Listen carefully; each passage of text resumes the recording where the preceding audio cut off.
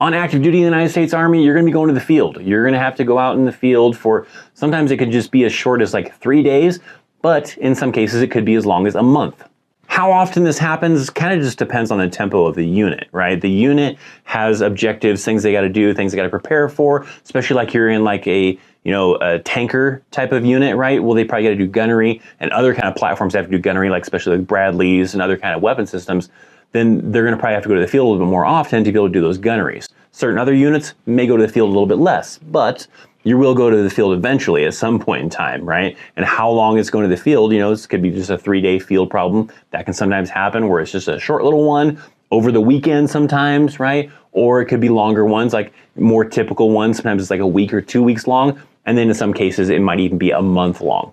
An example of a field problem that could be like a month long is if you go to the National Training Center, which is in Fort Irwin, California, right? NTC, you may have heard it called. If you have to go to NTC in California, that's typically like about 30 days. I mean, sometimes give or take, but nonetheless, you're going to be away, gone, doing that kind of field problem for 30 days. I may even pop up a card of a video I did a while back that kind of explains the National Training Center and kind of what happens during that time period, so that way if you are going to NTC, maybe you can kind of learn about that.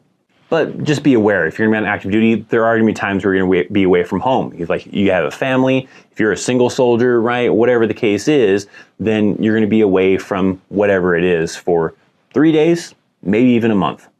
And how often just depends on the unit. But for my active duty friends out there that are watching this video, let me know down in the comment section down below, how often did you go to the field in your current unit, your last unit, whatever the case is.